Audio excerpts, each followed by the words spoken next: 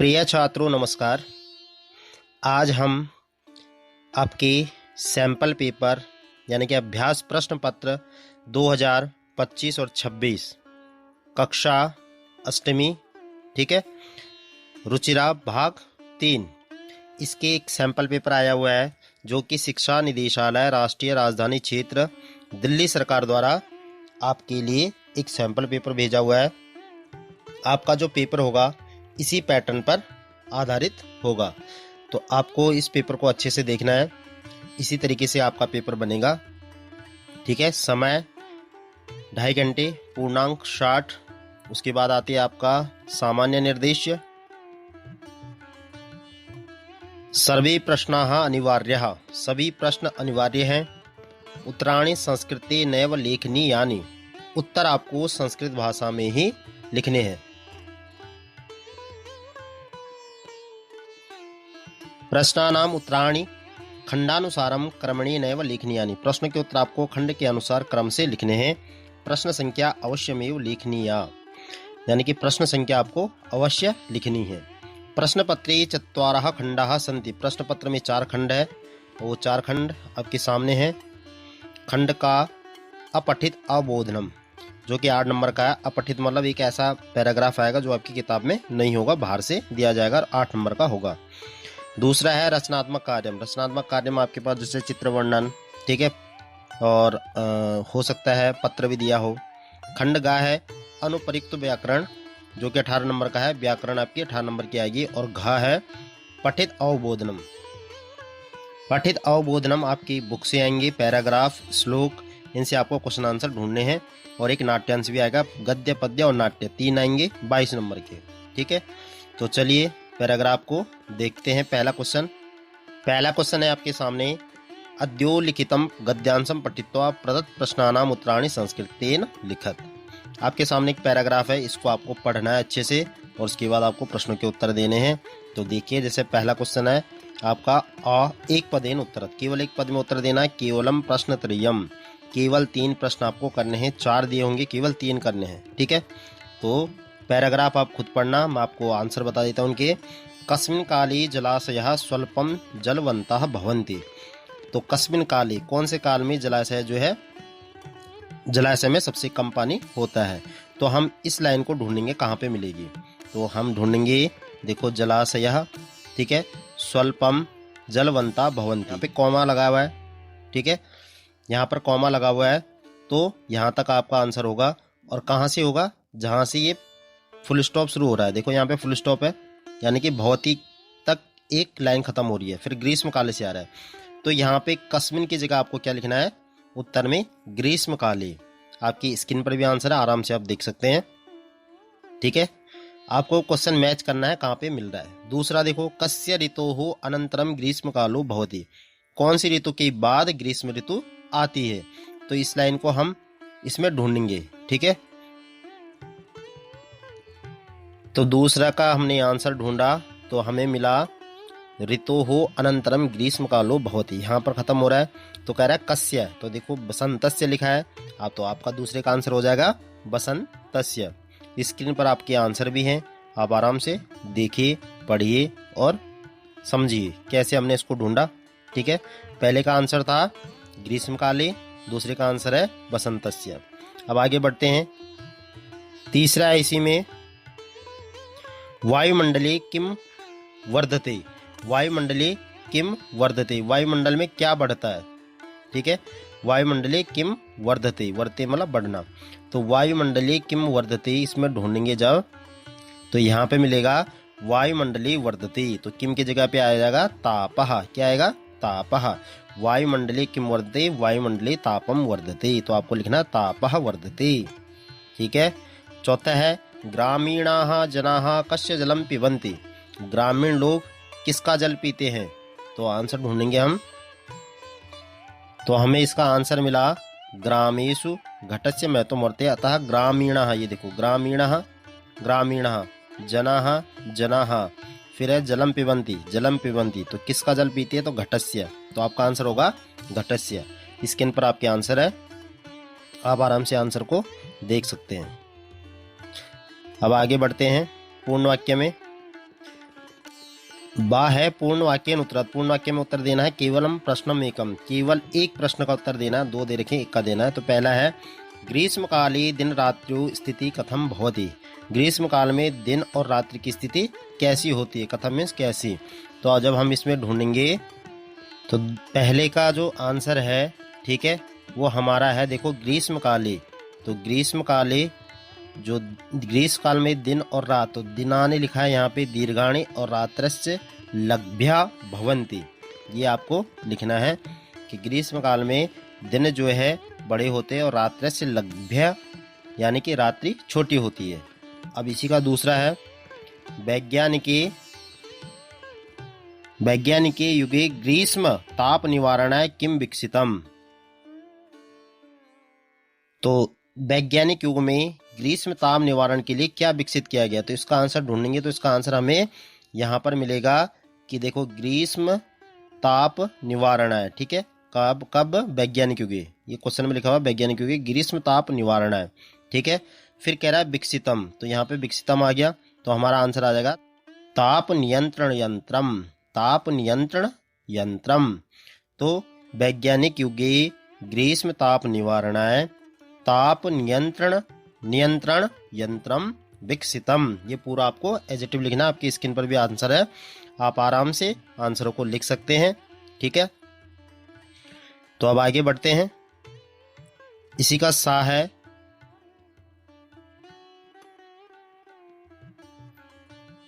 सा, देखिए इसका यथा निर्देशम उत्तरात्, केवल प्रश्न द्वयम।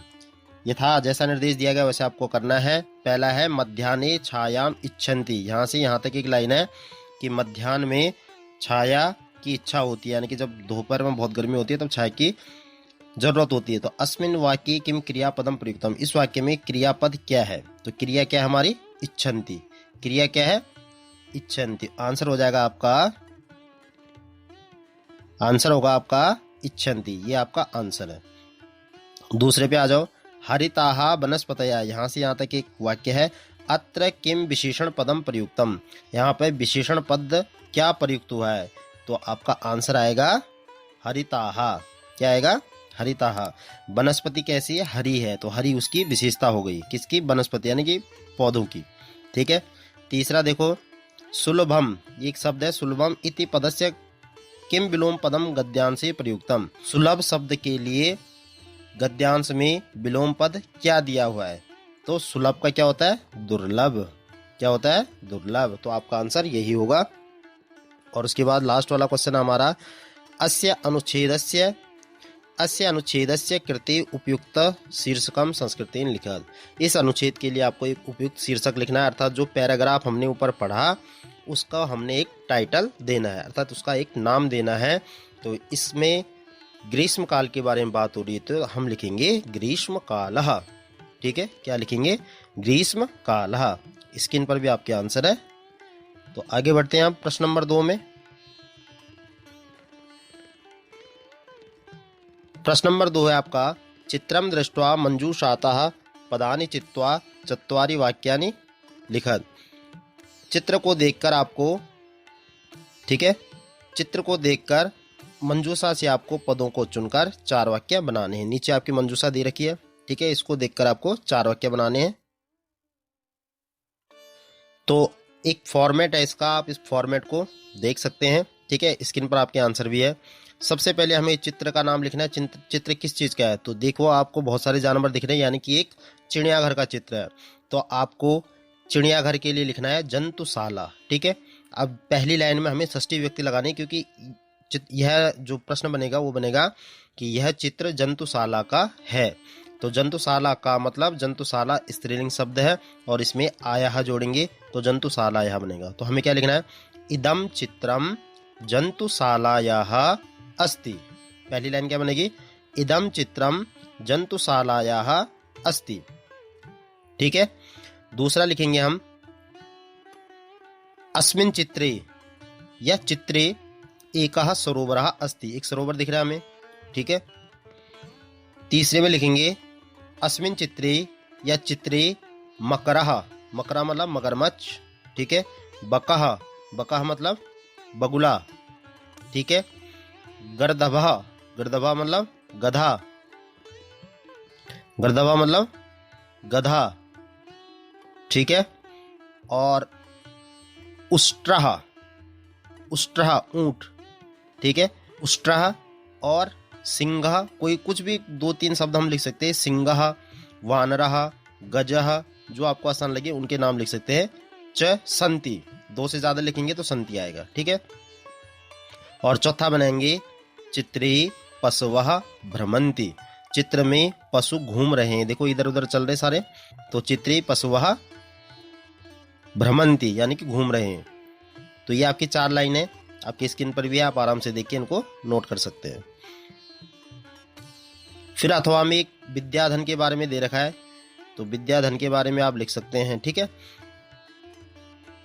बेहतर ये होगा कि आप चित्र वर्णन करें, चित्र वर्णन आसान होता है, इस पे भी आपको 4 लाइनें बनानी है, ठीक है। तो प्रश्न नंबर 3 पर बढ़ते हैं। आपकी स्क्रीन पर प्रश्न नंबर 3 है, पदानाम मेलनम कृत्वा वाक्य रचनाम कुरुत, पदों का मेल करके आपको वाक्य रचना करनी है। आपको सामने सामने, तीनों कॉलम के सामने सामने लिखने हैं। जैसे आपकी स्क्रीन पर भी आंसर होंगे, मृगात कस्तूरी जायते, तो आपको पूरी सीधा सीधा लिखना है इनको, ठीक है, मृगात कस्तूरी जायते। दूसरा बनेगा लुब्धस्य यशः, लुब्धस्य यशः नश्यति, लोभी का यश जो है नष्ट होता है, ठीक है। तीसरा है पुरतः चरणम निधि, आपको सामने सामने लिखने हैं, ठीक है। और चौथा बनेगा पंच अंगुल्यः सन्ति, 5 उंगलियां है, तो आपको सामने सामने लिखना है। स्क्रीन पर आपके आंसर है, आप आराम से देख सकते हैं। अब बढ़ते हैं खंड गा पे। प्रश्न नंबर 4, प्रश्न नंबर 4 है, अद्योलिखित वाक्येषु रेखांकित पदेषु संधि छेदम वा कुरुत, नीचे दिए गए रेखांकित पदों का आपको संधि और संधि विच्छेद करना है। केवलम प्रश्न त्रयम, केवल 3 प्रश्न करने, आपको 4 दे रखे 3 करने हैं। तो पहला जैसे है च प्लस अपसार्य, तो च में जो आ की मात्रा है और प्लस के बाद भी छोटा आ है, तो अ प्लस अ मिलके आ बन जाएगा, तो चा में आ की मात्रा जुड़ जाएगी, तो ये हो जाएगा चाप सर्य। आपकी स्क्रीन पर आंसर है, आप आराम से देख सकते हैं, क्या बनेगा, चाप सर्य। दूसरा है कमल, दूसरा है कलमेत्यादीनि, कलमेत्यादीनि, तो इसका बनेगा कलम प्लस इति प्लस आदीनि, क्योंकि यण संधि भी हो रही बीच में, कलम प्लस इति, इत्या लिखा है, कलमेत्या, तो या आ रहा है, या पे एक आधा शब्द है ता, तो यहाँ पे यण संधि है, ठीक है।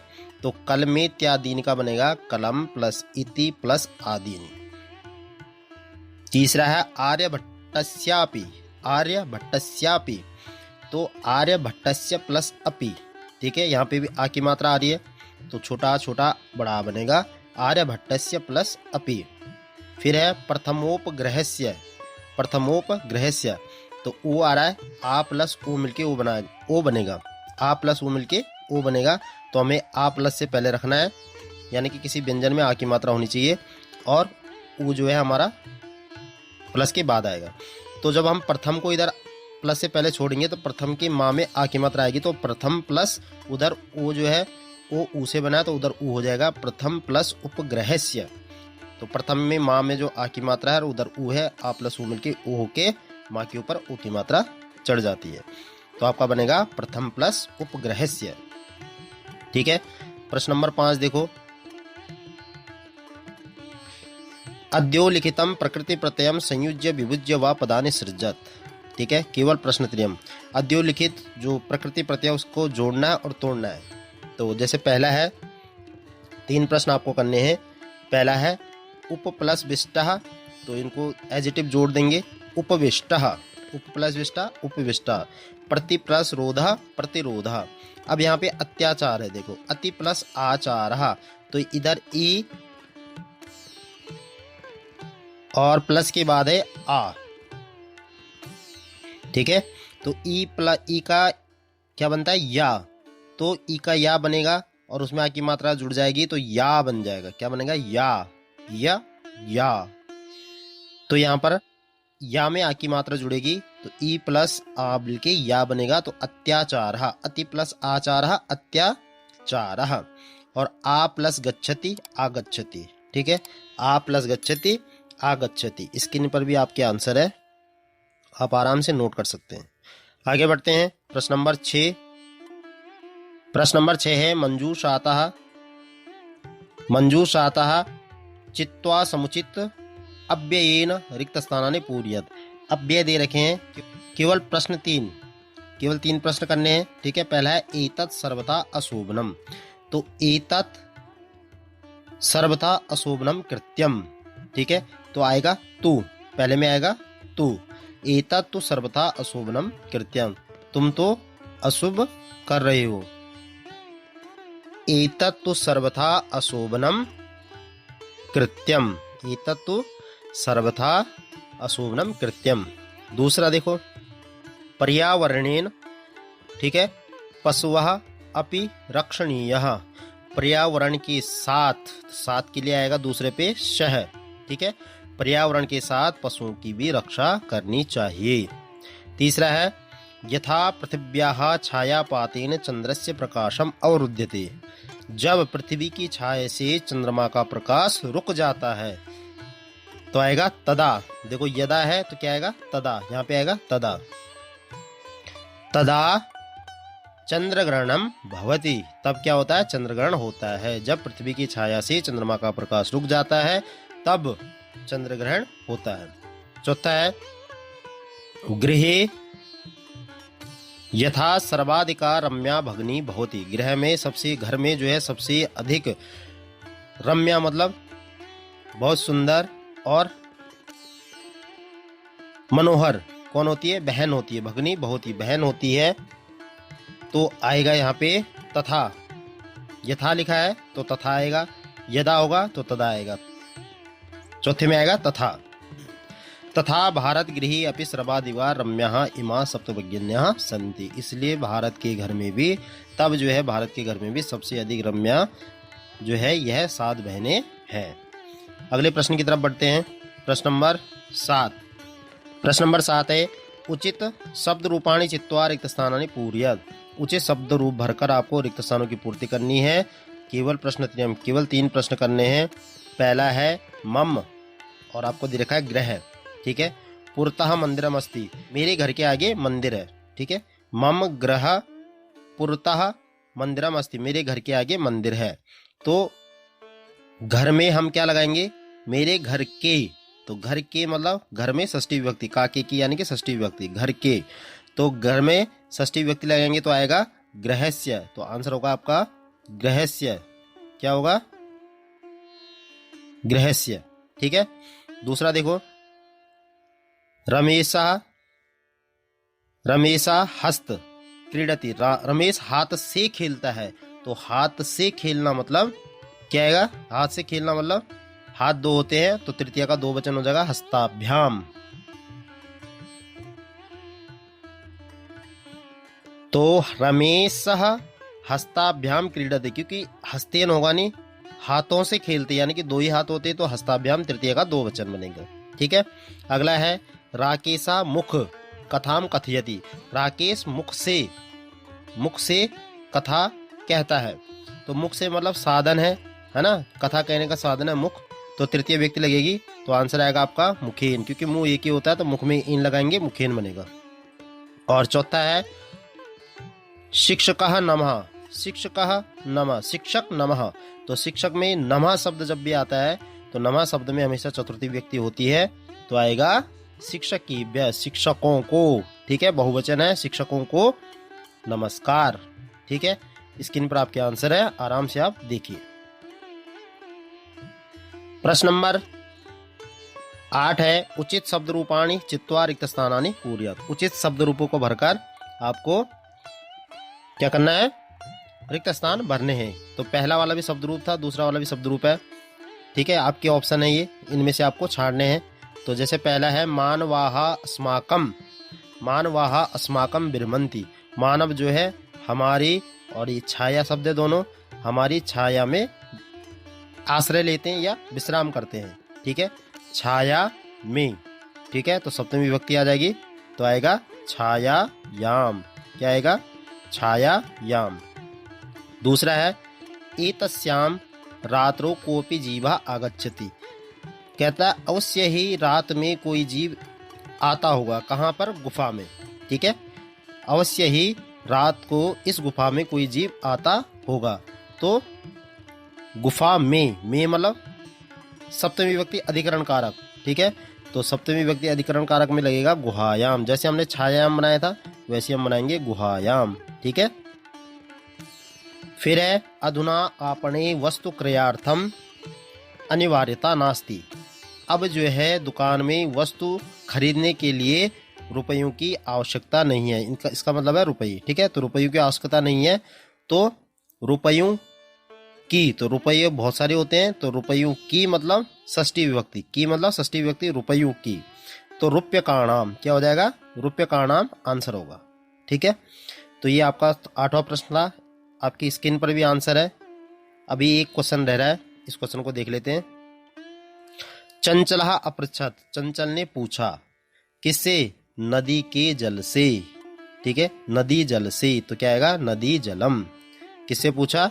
नदी जलम। चंचल ने नदी के जल से पूछा। ठीक है, तो आंसर आएगा नदी जलम।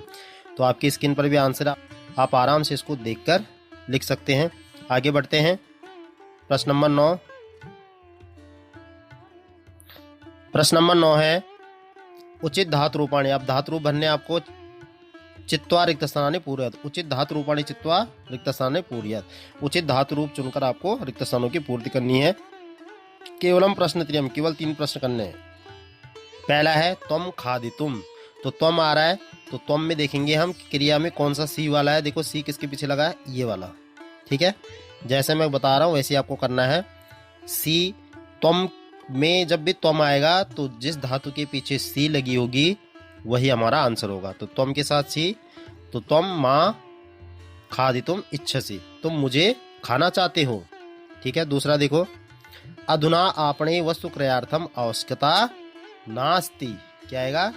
आवश्यकता नास्ति, तो आंसर आएगा नास्ति। अभी ये हमने ऊपर भी पढ़ा था। ठीक है, रुपये कारणी आवश्यकता नास्ति। तीसरा है नून मेषाम गुहा, नून मेषा गुहा स्वामिना सदा आवाहनम सम आवाहनम, तो आएगा करोति। क्या आएगा? करोति, तो पहले ही वाला आएगा करोति। ठीक है, अवश्य ही गुफा का स्वामी हमेशा इसको क्या करता होगा? आह्वान करता होगा, बुलाता होगा। ठीक है, फिर है वयम सर्वाणि कार्याणि साधितुम समर्थाः। वयम हम सब, सर्वाणि कार्याणि सभी कार्यों को साधने में समर्थ। अब यहाँ पे देखो कैसे बनना है। यहाँ पे है वयम उत्तम पुरुष का बहुवचन, तो हम देखेंगे आमहा किस में लगा हुआ है? आमहा इसमें लगा है, तो हमारा आंसर हो जाएगा भविष्यामः। क्या हो जाएगा? भविष्यामः। ठीक है, ये आंसर है। स्क्रीन पर भी आपके आंसर है, आराम से आप इनको देख सकते हैं। आगे बढ़ते हैं। प्रश्न नंबर 10 है अद्योलिखित गद्यांशम पठित्वा। अद्योलिखित गद्यांशम पठित्वा प्रश्नान उत्तरत। ये आपके गद्यांश से किताब से दे रखा है, तो इसको पढ़ के आपको क्वेश्चनों के आंसर देने, तो आप खुद पढ़ना। हम आंसर बनाते हैं एक पदेन में पहले। ठीक है, केवल प्रश्न एक, हम 2 प्रश्न एक करना है। किम नाम व्याधा आसीत।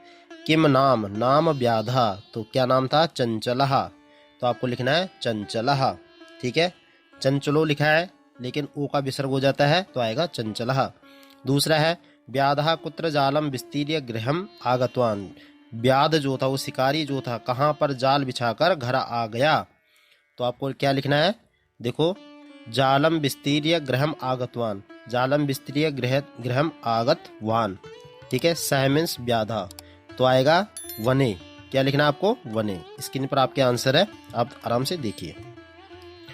अब देखो पूर्ण वाक्य में, पूर्ण वाक्य में आंसर है, पूर्ण वाक्य में है व्याधः केन सूयाम जीविकाम निर्वाहयति स्म। व्याध जो है किससे अपनी जीविका चलाता था। ठीक है, तो देखो सूयाम जीविकाम निर्वाहयति स्म, यहाँ पे लिखा हुआ है सूयाम जीविका निर्वाहयति स्म, तो कह रहा व्याधः केन किससे, तो आपको लिखना है पक्षी मृगादीनां ग्रहेणेन स स्वीयां जीविकां निर्वाहयति स्म। ये पूरा आपको लिखना है, ठीक है। और दूसरा है इसी में, व्याघ्रः मानवं किम निवेदयत्, बाघ ने मानव से क्या निवेदन किया। तो हम देखेंगे कहाँ पर ये मिल रहा है हमें। ये रहा, व्याघ्रः निवेदयत्, व्याघ्र ने निवेदन किया। तो आगे क्या लिखना है आपको, यदि तुम मां मोचिष्यति, यदि तुम मुझे छोड़ दोगे, तरी अहम त्वाम न हनिष्यामि, तो मैं तुम्हें कोई भी हानि नहीं पहुंचाऊंगा। इतना आपको लिखना है। पहले व्याघ्रः निवेदयत् लिखना है, फिर लिखना है यदि त्वम मां मोचिष्यसि तर्हि अहम त्वम न हनिष्यामि, यदि तुम मुझे छोड़ दोगे तो मैं तुमको नुकसान नहीं पहुंचाऊंगा। आगे बढ़ते हैं, सामने आ जाओ। यथा निर्देशम उत्तरम, जैसा निर्देश दिया गया उसको आपको करना है। स्वीयाम जीविकाम, यहाँ से यहाँ तक एक शब्द है, वाक्य है।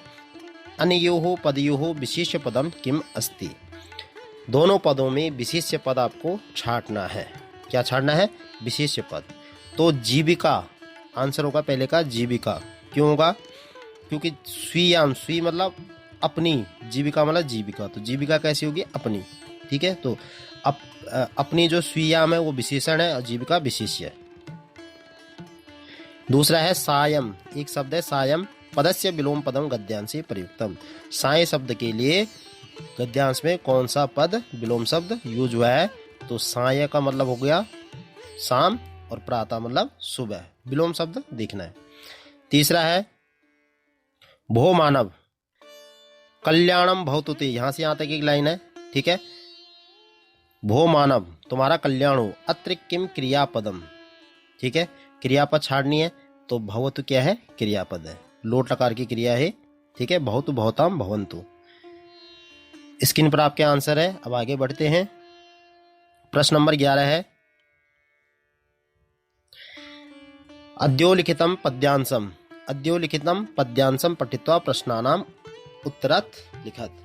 अद्योलिखित पद्यांश से पढ़कर या पद्यांश को पढ़कर आपको प्रश्नों के उत्तर देने हैं, ठीक है। पद्यांश आपकी किताब का है, चौथा पाठ है, चल चल पुरतो निधि चरणम, ठीक है। तो हम एक पद में करते हैं, एक पदेन उत्तरत केवल प्रश्न में कम, केवल एक प्रश्न करना है। सदैव पुरतो किम निधि, सदैव पुरतो किम निधि, तो आएगा आपका चरणम, क्या आएगा, चरणम। स्क्रीन पर भी है आंसर। दूसरा है विनयव यानम कुत्र आरोहणम कर्तुम शक्यते, विनयव यानम कुत्र आरोहणम कर्तुम शक्यते, ठीक है। तो आरोहण ढूंढेंगे, ये रहा आरोहणम, ठीक है। विनयव यानम कर्तुम शक्यते, कहाँ कर सकते हैं, ठीक है। तो इसका आंसर आएगा नगम, यह है नग पर यानी कि चोटी पर, ठीक है। आंसर है आपका नगम। अब पूर्ण वाक्य में आ जाओ। केवल प्रश्न में कम, केवल एक प्रश्न का उत्तर देना। कुत्र ननु निज निकेतनम कर्तुम शक्यते, कुत्र कहाँ पर हम अपना घर बना सकते हैं। तो आंसर में लिखना है गिरिशिखरे ननु निज निकेतनम, और फिर लिखना है कर्तुम शक्यते, ठीक है। स्क्रीन पर भी आंसर है गिरिशिखरे ननु निज निकेतनम कर्तुम शक्यते। दूसरा है पथि के विषमः प्रखराः सन्ति, पथ पर कौन कौन सी विषम परिस्थितियां हो सकती है, ठीक है।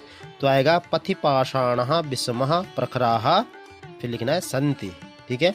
पथि पाषाणः विषमः प्रखराः सन्ति, पथ पर अनेक प्रकार के पत्थर, विषम परिस्थितियां, ठीक है।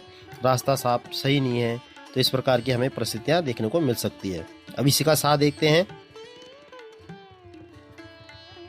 स है यथा निर्देशम उत्तरत केवल प्रश्न द्वयम, केवल दो प्रश्न करने हैं। तो पहला है आपका पाषाणा, ठीक है। एक शब्द है अत्र विभक्ति ही, पाषाणा में कौन सी विभक्ति है, तो पाषाणाः, तो प्रथमा का बहुवचन है, ठीक है। तो आपको लिखना प्रथमा। दूसरा है गिरिशिखरे पदस्य पर्याय पदम गद्यांशे प्रयुक्तम, गिरिशिखरे एक पद है, इसमें पर्याय पद आपको ढूंढना है, ठीक है। तो गिरिशिखरे का जो पर्याय पद है वो गिरिशिखरे ही है, ठीक है, गिरिशिखरे। और तीसरा है परकीयम, एक पद है परकीयम, पदस्य विलोम पदम गद्यांशे प्रयुक्तम, विलोम पद क्या यूज किया गया है, तो बलम स्वकीयम। ठीक है, परकीयम का हो जाएगा स्वकीयम, क्या हो जाएगा स्वकीयम। तो स्क्रीन पर भी आपके आंसर है, आप आराम से इसको देख सकते हैं। आगे बढ़ते हैं। प्रश्न नंबर 12, प्रश्न नंबर 12 है अद्योलिखितम संवादम पठित्वा प्रदत्त प्रश्नानाम उत्तराणि लिखित। अद्योलिखित संवाद को पढ़कर आपको प्रश्नों के उत्तर देने हैं। तो आपके सामने एक संवाद है, इस जब कोई आपस में बातें करता है तो उसको संवाद कहा जाता है। ठीक है, ये पढ़ना आप आराम से, हम प्रश्न उत्तर करते हैं। तो हमारा जो प्रश्न बनेगा, तो कह रहा है पहला है सालनी कदा पितृगृहम गच्छति आगच्छति, सालनी कदा पितृगृहम आगच्छति। तो लिखा है सालनी पितृगृहम आगच्छति कब आती है, ग्रीष्म अवकाशे, गर्मियों की छुट्टियों में। स्क्रीन पर आपके आंसर है। दूसरा है शालिन्याः भ्रातृजायः कथम इव दृश्यते, शालिन्याः भ्रातृजायः कथम इव दृश्यते। तो आपको लिखना है आंसर, देखो उदासीना इव दृश्यते तस्याः भ्रातृजायः। ठीक है, तो भ्रातृजाया कथम इव कैसे था, तो उदासीन, आंसर आएगा आपका उदासीन। स्क्रीन पर आपके आंसर भी है। अब आगे बढ़ते हैं। पूर्ण वाक्य देखो, अब आंसर आप खुद ही ढूंढना ऊपर, मैं आपको बता देता हूं। दूसरा है पूर्ण वाक्य में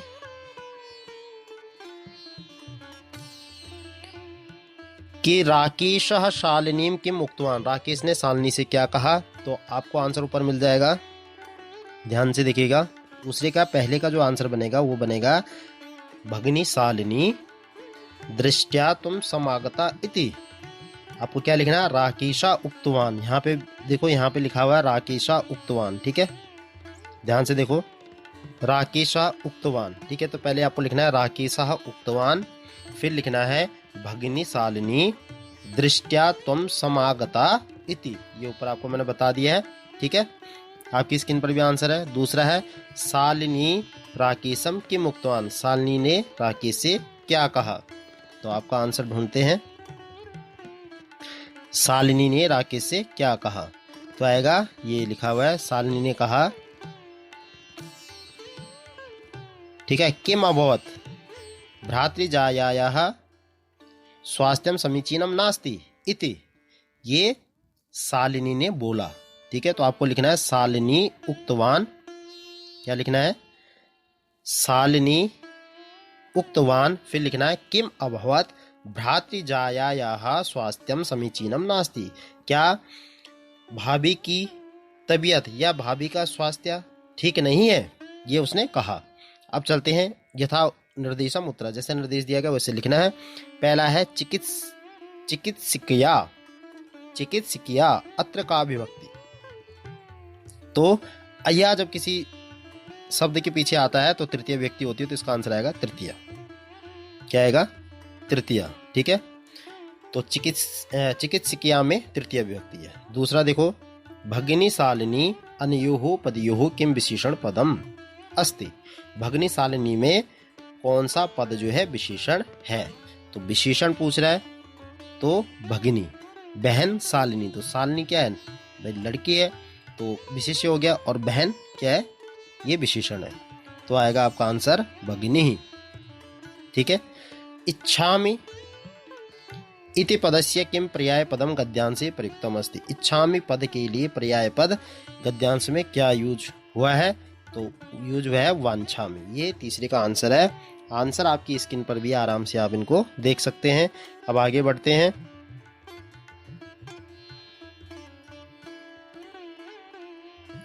प्रश्न नंबर 13,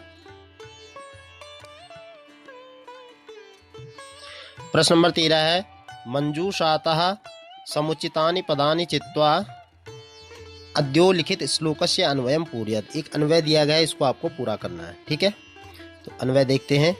ये लिखा हुआ आपके पास इस श्लोक है, पतिपाषाणाः विस्माः प्रखराः हिंस्राः पशवाः परितो घोराः सुदुष्करम खलु यद्यपि गमनम सदैव पुरतो निधिः चरणम। ये श्लोक है और नीचे उसका अन्वय दे रखा है। तो आपको किस प्रकार से करना है उसको देखते हैं। ठीक है, देखो कैसे करना है आपको। देखो पथि भी है, पथि भी है, पाषा बिस्मा भी है, बिस्मा भी है, ठीक है। प्रखरा भी है, ध्यान से देखना। पथि पथि, बिस्मः बिस्मः, प्रखराः प्रखराः, ठीक है। फिर शंति, यहाँ तक एक लाइन खत्म हो रही है। तो पहला जो हमारा आंसर बनेगा वो बनेगा, देखो हमारा क्या छूट गया था, पाषाणा। तो पहले में आएगा पाषाणा, ठीक है, पहले में आएगा पाषाणा। फिर आएगा परितो घोराः, परितो घोराः, पशवः भ्रमन्ति, पशवः भ्रमन्ति, क्या छूट गया, हिंस्राः, हिंस्राः छूट गया ना। तो दूसरे में आएगा हिंस्राः। तीसरे में देखो यद्यपि, यद्यपि, ठीक है, खलु खलु, सुदुष्करम सुदुष्करम, अस्ति, ठीक है। पुनरपि, सदैव पुरतो निधि चरणम। तो क्या रह गया, एक रह गया गमनम, है ना। तो हमारा जाएगा गमनम। इस प्रकार से इसको करना है। स्क्रीन पर भी आपके आंसर लिखे हुए हैं, ठीक है, आप आराम से इसको चेक कर सकते हैं। प्रश्न नंबर 14 बहुत अच्छा प्रश्न है और सभी को कम से कम 4 श्लोक याद करने हैं। और ध्यान रखना क्या लिखा हुआ 14 में कि प्रश्न पत्रात् अतिरिच्य स्वपाठ्य पुस्तकात् किमपि श्लोक द्वयं संस्कृतेन लिखत। प्रश्न पत्र के अतिरिक्त, इसका मतलब है प्रश्न पत्र के अतिरिक्त जो प्रश्न पत्र में श्लोक दिए हुए हैं इनको छोड़कर आपको अपनी किताब से याद किए हुए कोई 2 और श्लोक लिखने हैं, ठीक है। जो पेपर में आए उनको नहीं लिखना, इसलिए कह रहा हूँ आप 4 श्लोक याद करना। 2 अगर पेपर में आते हैं तो 2 आपको याद रहेंगे और आप उनको यहाँ पे लिख सकते हैं। और 2 नंबर का एक श्लोक है, ठीक है, 2 नंबर का एक श्लोक है, तो आप आराम से इसमें लिख सकते हैं, ठीक है। तो ये इम्पोर्टेंट है, 4 नंबर का है। तो ये आज हमने जो है आपके एक प्रश्न पत्र जो है जो दिल्ली सरकार द्वारा भेजा गया है इस पर हमने चर्चा की, और ठीक है। तो उम्मीद करता हूँ आपको बहुत कुछ सीखने को मिला होगा।